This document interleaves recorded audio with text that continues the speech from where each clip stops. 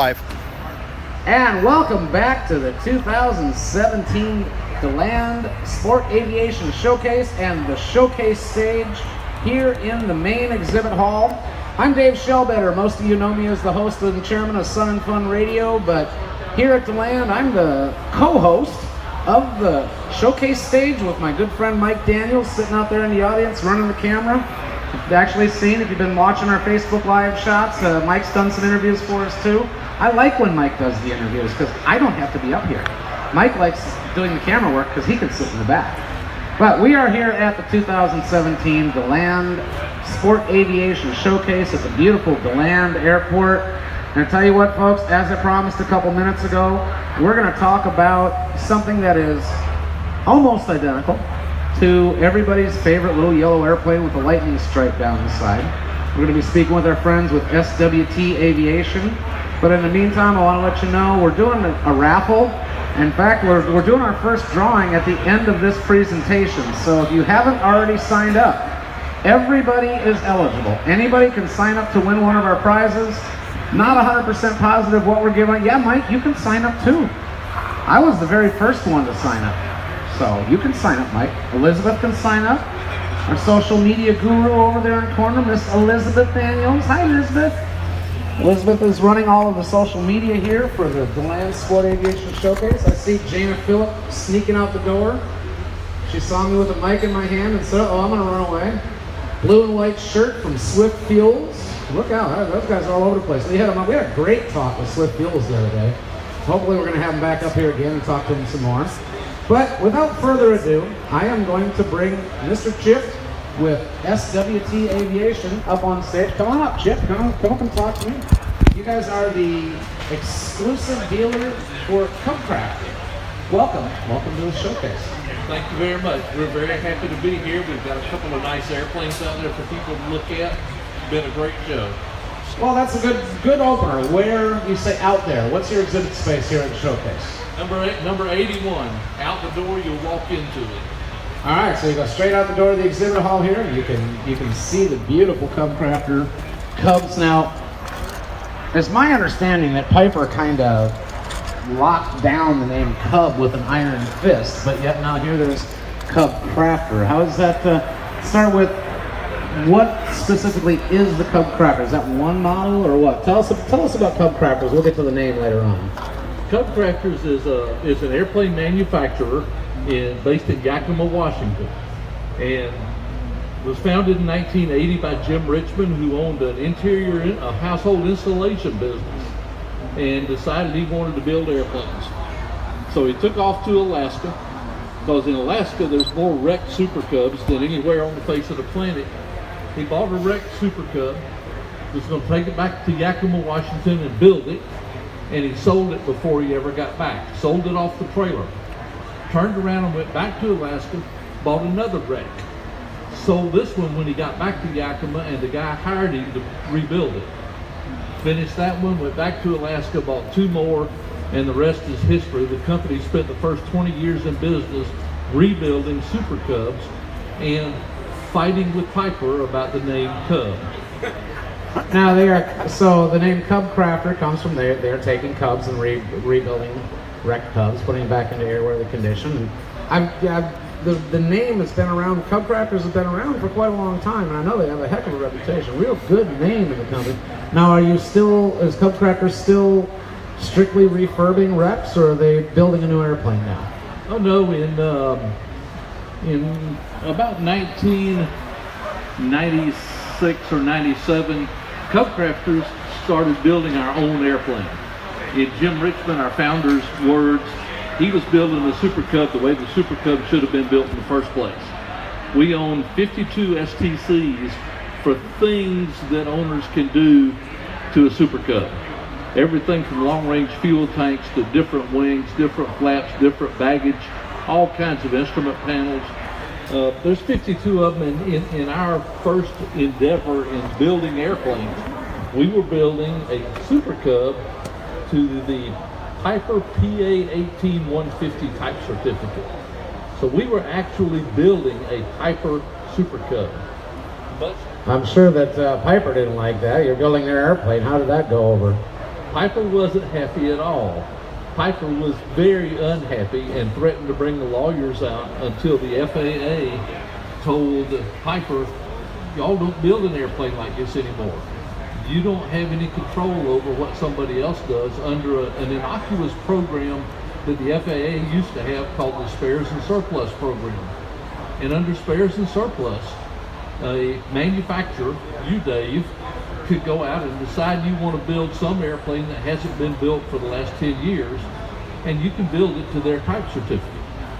In other words, they don't own the type certificate, the FAA owns the type certificate. Well, that's kind of cool. So that means that you could go out and get just about any, if you could find the original blueprints, you could build just about any airplane that's not in production anymore. That's great. Now, how does you talk about having 52 STCs. That's a supplemental type certificate that, for those that might not know it, I know most of our people here are aviation people, but you can't, an airplane is not like a car. You can't just go out and bolt something on it. You have to have the FAA approval. They have to genuflect on something that's changing the mission or changing the configuration of the aircraft. How do you got 52 STCs in your first incarnation of the plane? Are you have more ongoing ones, or you're just hold steadfast at 52? We're always looking for different things to do to these airplanes to make them better airplanes for our customers. Right now, it's probably been 2 years since we've added another type certificate, just because we already have a type certificate for almost everything you can do to the airplane. What is your most significant STC? Probably the one that we sell the most of is the new instrument panel. The old instrument panel in the Super Cubs had a very rounded look to it. The problem with that is your knees were jammed right up against the instrument panel. So we came out with an STC to take that old instrument panel out and put a more squared off instrument panel in the airplane. It gave us more real estate. Now we've got more room for instruments and radios and that sort of thing. And also it had a little bit of a cutout on the bottom so that it didn't hit the pilot's knees. We probably sell more of that STC than anything else we've got. Now you see you're building the aircraft to original blueprints, but you've also, I'm sure you've modernized it and improved it. What's the differences between the plane that CubCrafter builds and the ones that came out of the factory? Well, we don't build under the Spares and Surplus program anymore. In other words, we're not building to the PA-18 type certificate anymore. In 2002, we got our own type certificate. It's an airplane we call the Top Cub, and the Top Cub is, in its most basic form, the Top Cub is a Super Cub, but it's built to a CubCrafters type certificate and not to the Piper type certificate. Dimensionally, almost exactly the same airplane. Like I said, we've added a bunch of these STCs to it to make it carry more fuel, be more comfortable for the pilot, make it a more usable airplane. If you put our Top Cub next to a Piper Super Cub, you have to look a little bit to figure out which one you're looking at. So still, outward appearances are that it is a Super Cub. Now, again, I said it before. I mean, the Cub is the quintessential airplane. You know, high wing, tail dragger. You guys still use the Kirkendall door on it, or they have a different kind of door on them now? Oh no, they've all got the same door that the original Super Cub had, except that it's 11 inches wider, which makes the airplane a lot easier to get into.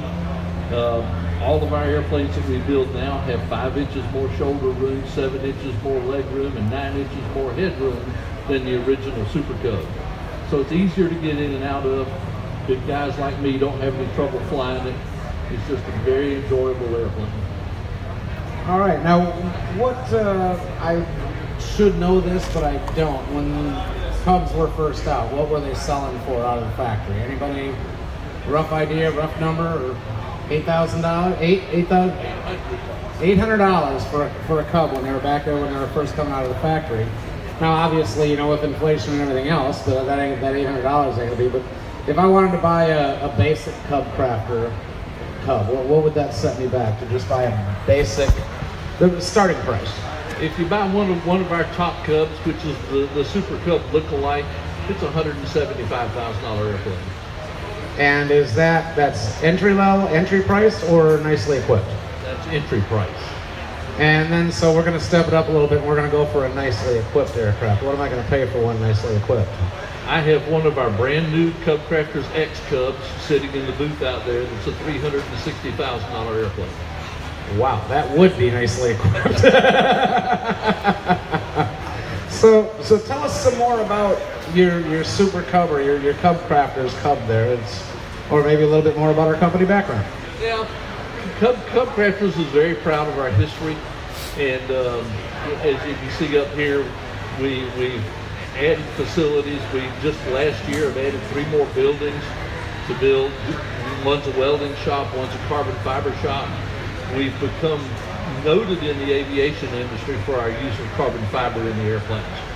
It makes the airplane a lot lighter, makes the airplane handle better, and we've got literally every airplane we build except the Top Cub makes extensive use of carbon fiber in non-structural components. We're not a Boeing. We haven't gotten to the point where we're going to start building wing spars out of carbon fiber. But we use a lot of carbon fiber in the airplane, and it'll save anywhere from 25 to 50 pounds on the empty weight of the airplane. And you think 25 to 50 pounds isn't a whole lot of weight until you start thinking about it in aircraft terms. That could be a 15-20% increase in your usable load. What is your usable load on the aircraft, or what's the dry weight and the usable load? Well, in the Top Cub, the airplane weighs about 1,400 pounds, and it's got a 2,300 pound gross weight. So it's got 900 pounds that you can play with, including fuel. Once we got into the light sport world and started building a light sport airplane, of course, everybody in the light sport world has a 1,320 pound gross weight. It became very difficult, and it's one of the main reasons we went to carbon fiber, to build an airplane that's light enough to have some usable load to put in the airplane. I have a yellow Carbon Cub sitting out there that has an empty weight of 926 pounds. So you take 926 and a 1320 gross, you got to be kind of delicate with how you load the airplane. You know, the airplane it's just a lot of fun, and we've sold 424 of them. 424, and how many years has that plane been out? That airplane's been out for about 9 years. That's an airplane a week. That's pretty. You're selling one airplane a week. That's pretty darn respectable. You know, it's a good. But it shows the love affair with the Cub type aircraft. Now I'm seeing here I'm kind of cheating. We've got the display up here behind me, but there's also a laptop here on the podium, so I'm not having to refer to the display because I'm looking at the laptop. Just fly farther, provide greater comfort. What kind of range do you have on the bird? The airplane's got about a 500-mile range. One of the complaints we had about the early airplanes was range. We sell a lot of these airplanes. These Top Cubs go to the U.S. government. Interestingly enough, everybody asks, "What's the government do with your airplane?" We sell a few airplanes to Homeland Security. They patrol the border with them. We sell a couple of airplanes a year to the Department of Agriculture to shoot coyotes in Utah and Colorado. I always thought that was the job I'd like to have. And we always sell 1 or 2 airplanes to the Department of the Interior, and they use them for population counts on everything from eagles and hawks to moose and elk. That's cool. You figure out that the government has got enough faith in you to buy your airplane. So you're producing a good product for a low price. So that's a good thing. Now it says the Top Cub is stronger, safer, and can carry more cargo, fly further, take off and land in shorter distance. Let's talk about that. What are your stow capabilities on the bird?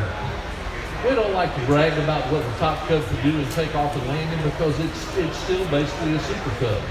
When we start talking about the Carbon Cub in a minute, then we'll raise some eyebrows.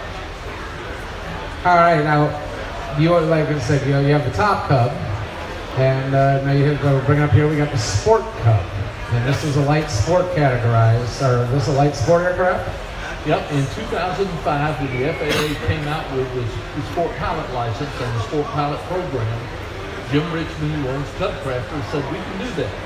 We can build an airplane in compliance with the ASTM specification We'll put a little Continental 0200 engine in it, which is the same engine that Cessna 150s use.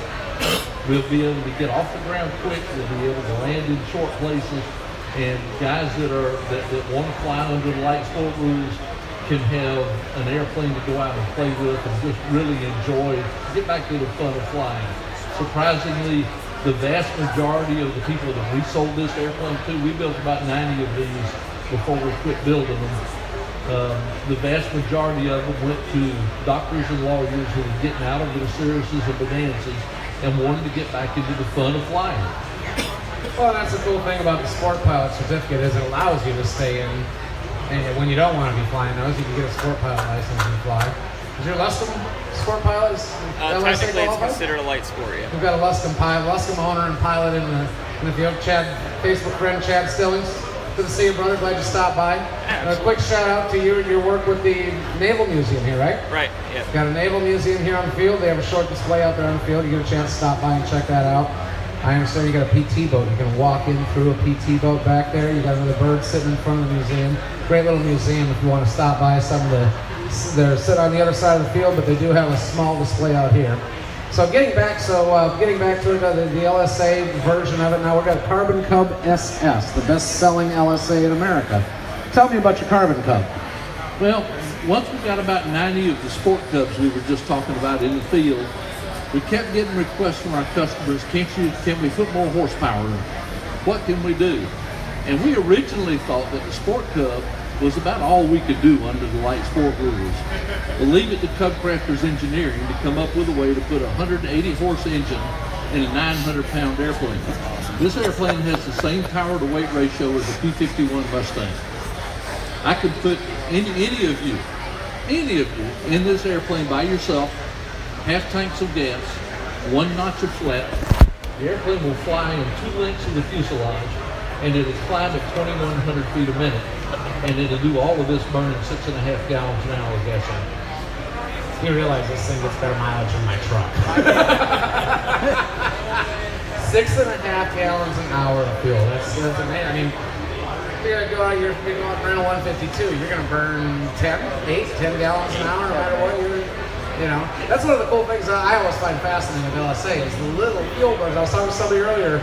I said they have a 4 gallon per hour fuel burn. I think it was our friends that came up with the press release. Flight design. We talked about for CTLS and they had a 4 gallon an hour unless it cruise. And I'm like, and I said, so I made the joke about you getting better. He says, yeah, it really turns out to be about 40 miles to the gallon. Yeah, you're getting almost 3 times the mileage of my truck. So now you can take off in 2 lengths of the fuselage. So we're talking here. You're talking 50 feet or less. You're actually talking about 70 feet. And we've got guys that enter these airplanes in short takeoff and landing contests all over the country. One of the guys that works for me down here in Florida holds the Guinness Book of Records for the shortest takeoff and landing in a fixed-wing airplane. He had a combined takeoff distance and landing distance of 83 feet. And so we just pointed into the wind and dropped full flaps and just let it pick up, or what? That's amazing. Just let it go. So once we put this airplane on the market, we couldn't build them fast enough. We had people wanting to trade Sport Cubs for them. We had people wanting to trade Luscombes for them. I mean, we became the used aircraft marketer for the country because everybody wanted to trade whatever they had for a Carbon Cub. We sold the first 100 airplanes the first year. Today we build an airplane every 4 business days, and our entire 2018 production is sold out. So you guys are literally, you figure there's 4 weeks in a month, 20 production. You're pumping out 5 airplanes a month, and you've sold out all the way through 2018. You're exactly right. Next available delivery positions January of 2019. And I don't suppose there's many of them that come on the used airplane market. They haven't in the past, although we'll talk about the X-Cub in a minute, but when we came out with the new X-Cub, we had a handful of Carbon Cub owners that always want the latest and the greatest and the biggest and the best. And we've probably got a half a dozen used Carbon Cubs on the market right now, and I can't remember. I've been doing this for 12 years. I can't remember us ever having more than a couple airplanes on that used market.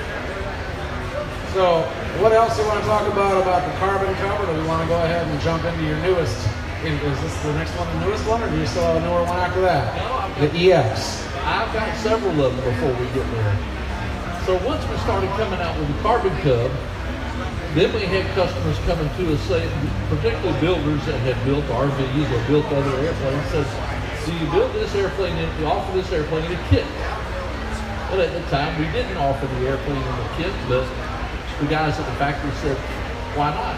Why don't we?" And what you see in this picture back here is a complete airplane in about 20 square feet of space. We build all of the parts for our kit on the same assembly line where we build the carbon cub. So our builder doesn't have to fabricate any parts at all. All he has to do is take screw A and stick it in hole B and build the airplane. He can build the airplane for $50,000 to $60,000 less money than he can buy a used carbon cub, and it'll take between 800 and 1,000 hours to build. So if you wanna spend a year full time, you can build two of them. Full time employment is 2,000 hours a year. So you think about it, you can spend 6 months full time and you have yourself the Carbon Cub EX. Now is that? I'm like, again, I don't need to turn around and look at our display because I've got it here in front of me. So don't think that I'm being rude. I'm actually reading the display here. So now it's the most complete airplane kit available, complete 800 to 1,000 hours, clear manuals and videos, unmatched support, and it's Carbon Cub performance. So what does the kit cost? Now I'm assuming it's a less engine avionics interior kit, but what does the kit cost? Well, you can do it either way. We have a wing kit, a fuselage kit, and what we call a finishing kit, that's everything is not wing and fuselage. And you can get into those for $35,000 a piece. So you're looking at $105,000, and that's engine avionics too, or less engine avionics? That's the 3 airframe kits. Now you got to buy an engine, a propeller, avionics, and tires. And by the time you're all finished, you'll be out of pocket between $140,000 and $150,000, depending on what you do for avionics. And what is the Carbon Cub itself, or a comparable model of the Cub sell for ready to fly? This one I have sitting down here in our booth is $250,000. Okay, so you're going to save yourself $100,000 building it. So that's because at first I thought we were talking $160,000. I'm like, well, this is $150,000 to build it, or it's $160,000 to buy it, but. So you're saving yourself $100,000. I would spend $800 to $1,000 of my time to save $100,000. How about you guys? You know, a lot of nods. Yeah, I think it's a good idea. So Carbon Cub EX is the one you can build yourself. Now it says unmatched support. You guys have do you have fast build setups, or do you have build centers that I can go to and build my plane? How does that work? No, we have a gentleman at the factory that's been working for CubCrafters for 25 years. Has worked in every production station in the factory, and he is our kit support guy. And we tell all of our guys that are buying a kit from us, Mitch will become your very best friend. And he's literally on the phone 8-10 hours a day, every day. Okay, well, thank you, Mitch, for helping those of us that like to build it ourselves. So what do we step into? Okay, we got the Carbon Cub FX, Builder Assist Redefined. Tell us about the FX. This is the answer to the question you just asked a minute ago. We have 2 ways that you can buy one of our kit airplanes. You can buy the Carbon Cub EX, we'll put it in a crate and ship it to you, or you can buy a Carbon Cub FX, and this is our Builder Assist program where you would go to the factory, you spend 5 days at the factory. Our Builder Assist program is a lot different than any other airplane manufacturer because you don't go to the factory to build the airplane. You go to the factory to make parts. So you spend 5 days at the factory and you're stamping out ribs on a CNC machine, and you're molding cowlings and seats and interior pieces in carbon fiber, and you're doing some welding on the fuselage, and you get all these parts made, and you go home for 50 days. And while you're at home, CubCrafters, excellent quality craftspeople, will take your parts that you made and build your airplane for you. And that's still falling under the 51% rule? It is absolutely under the 51% rule, and it's the only kit program where you get a factory-supported 1-year warranty on your airplane from the prop spinner to the tail wheel. Now, those that might not know, when we talk about the 51% rule, to be certified as an experimental aircraft, owner-built or amateur-built experimental, you have to do 51% of the work building the aircraft minus interior paint, I believe it is. So you have to do 51% of the work. So they figure that you guys have done all the math and engineering and everything else, and that by making all of your own parts, you're doing more than 51% or at least 51% of the work. That's correct. Every part that you manufacture at the factory is assigned by the FAA under a point system. So if you build the ailerons, and I'm just kind of, for example here, they would give you 10 points for that. If you attach the landing gear, they'll give you 5 points for that. There are things that they give you points for that just blow my mind. But that being said, the whole idea is there's this many points in the entire airplane, 51% of this many. CubCrafters Engineering has picked out the things that it'll be easiest for our customers to build at the factory. And we come up with the 51%. So I come and spend 5 days at your factory that's in Yakima, you said? That is in Yakima, Washington, right in the middle of Washington State. And of course, as skiers know Yakima. Yakima skis are a big skiing area there. Not my tendency, given my propensity for breaking legs, it's going to be a long time. I don't think I'll ever get on skis again. But the friends are laughing because they know the inside joke there. But in Yakima, beautiful area too, I understand. Now, is that year-round? I know it gets pretty cold and snowy and stuff up there. You guys operate that year-round, so I can come up whenever I want to? Absolutely. Factory runs year-round. You're right, weather in the wintertime can get a little nasty out there. We have to be kind of careful when we're ferrying airplanes back home. But if you've never done it before, one of the most fun things to do in the world is to go to Yakima, pick up your airplane, and fly it back to the East Coast. It's an awesome trip. And I'm assuming Yakima and skiing and everything else, skis are an option? Skis are absolutely an option, as are floats. Now, do you guys provide your own floats, or do you get floats from somebody like our friends at Whip Air? We buy Whip Air floats for the X-Cub, and we buy aero sets for all the light sport airplanes, because the aero set float, they're built up in Priest River, Idaho, and they're made out of carbon fiber. So it's a very lightweight float, and in the light sport world, everything we do is not about pounds, it's about ounces. Actually, the president of CubCrafters says we won't do business with anybody that doesn't know what a gram is. And if you deal with ounces, you know that there's 21 of those in a gram, or 21 grams in an ounce, so you'd be all set there. So now, X-Cub, lighter, faster, and stronger, which is adventure multiplied. Tell me about your X-Cub. The X-Cub is our hot rod.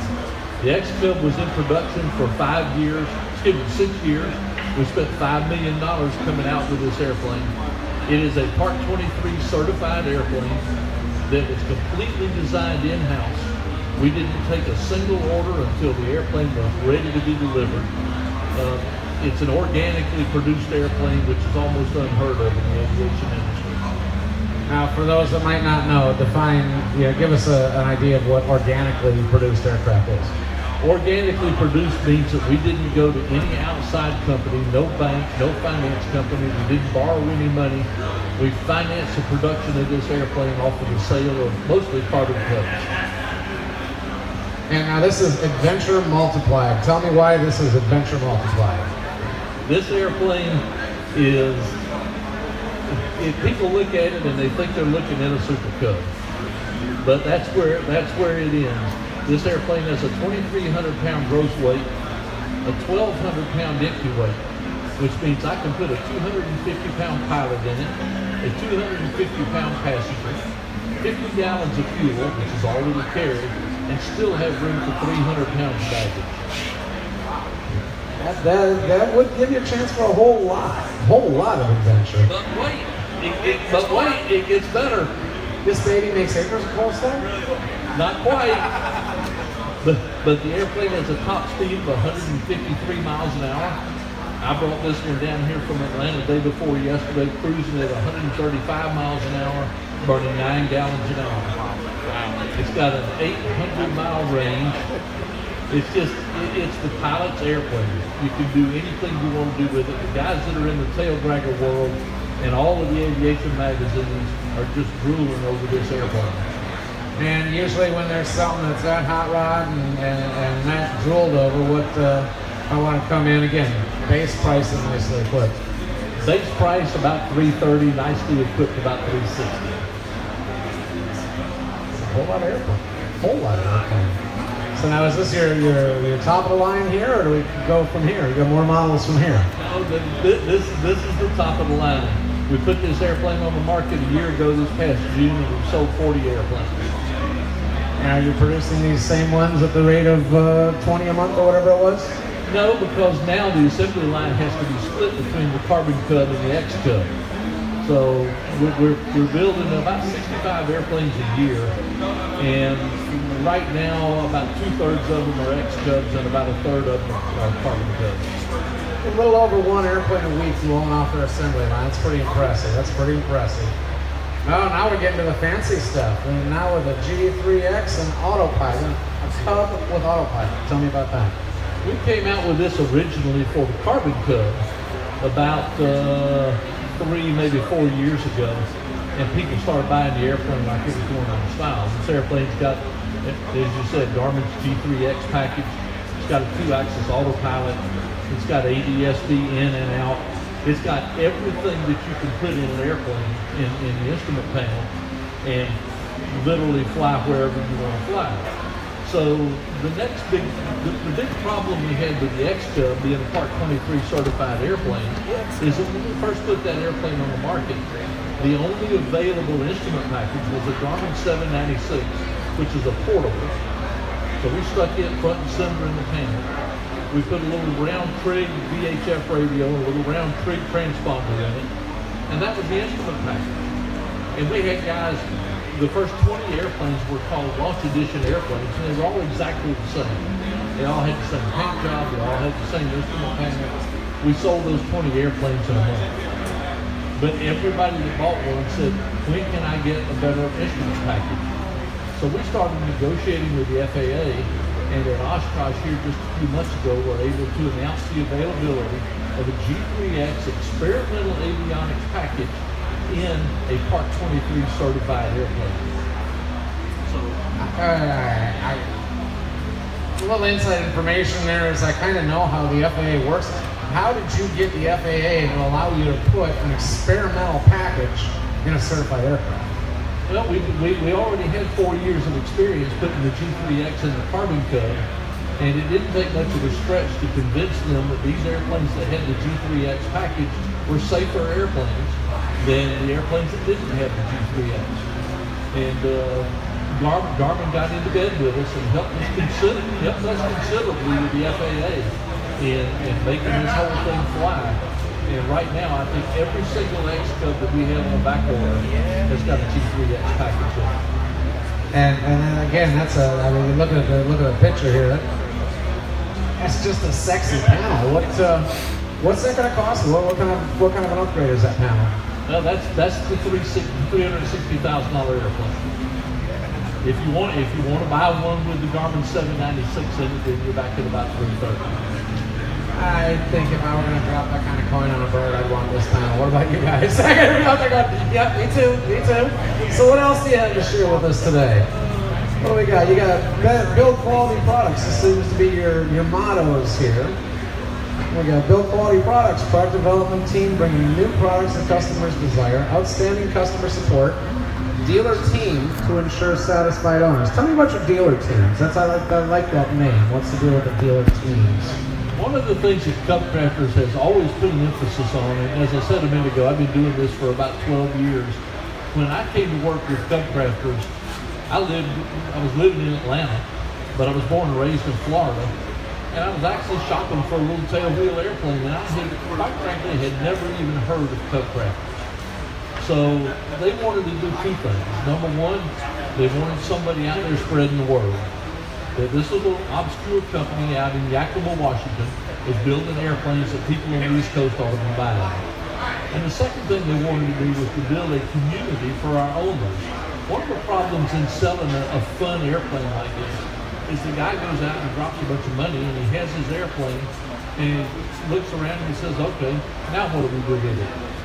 So one of my jobs as the dealer is to organize fly-ins, organize flyouts to EAA breakfast and things like that, so that these guys can take their airplanes, go out with like-minded guys that are flying Carbon Cubs or X-Cubs, and go to places to have a good time with their airplane. I just 3 weeks ago beds, and it was just nothing but fun, and everybody that went was just tickled to death with it. So it's all about building community and making sure that all of our owners understand that just because you bought an airplane from us, the relationship doesn't end there, it starts there. So now you said your North Georgia trip there was 25. What's the largest flyout that you've had, or attendance at a fly-in? Is 25 your top line there, or how many top mark? What's your either people meeting at a fly-in or getting together for a fly-out? Well, we've only done this particular fly-in for 3 years. We did one last year up in Kentucky that had a similar number, and we always organize a group of guys to go to Sun and Fun in Lakeland and Oshkosh, so that we've got a large presence of Carbon Cubs and X-Cubs at the major fly-ins in the country. All right. Well, is there anything else you want to add before we go here? We got www.CubCrafters.com is the website. SWTAviation.com is your website. And again, you have a presence here on the field. Just go out the doors of the exhibit hall here. Before we wrap this up and wrap up this interview, we're getting ready to do a drawing. If y'all have not signed up over here at the table and gotten your tickets, please get over there, sign up, get a ticket. And we're gonna be giving away a prize here in a couple of minutes, folks. So come on down, sign up. We're gonna be giving away a door prize. Everybody is eligible. The only thing I'm gonna warn everybody is every ticket is already stamped with my name. Just kidding. So now you guys are gonna be here with us this week, and you said Sun and Fun. You're gonna be out coming out and seeing us at Sun and Fun? Oh, absolutely. Sun and Fun's one of our most fun events of the year. All right. Well, again, we appreciate you coming by here, Chip, and chatting with us today. Anything you want to add before you take off? No, sir. I just appreciate the opportunity to come talk to you. All right, Chip, thank you so much for being here, talking with us. Folks, if you want more information, one more time, they're out there on the field, straight out from the exhibit hall. Just look for the thing that looks a lot like a Super Cub. Chip, thank you very much. Yes, sir, Dave. Thank you. All right, we're gonna give our last couple of people here a chance to get signed up. And we're going to be drawing a door prize here in just a minute. And after we draw our door prize, we're going to take a short break, and then we're going to come back with our friends that have been so patient and understanding with me. And that is our friends at Captain Santa Claus Aviation Gifts. So stick around. We got more great stuff coming up. I see we got Strong Parachutes are here on site. We'll be talking with our friends with Strong Parachutes too. So we'll be back with you in just a couple minutes, but get signed up, folks. I'm gonna give it just a couple more minutes before we close the entries to the drawing.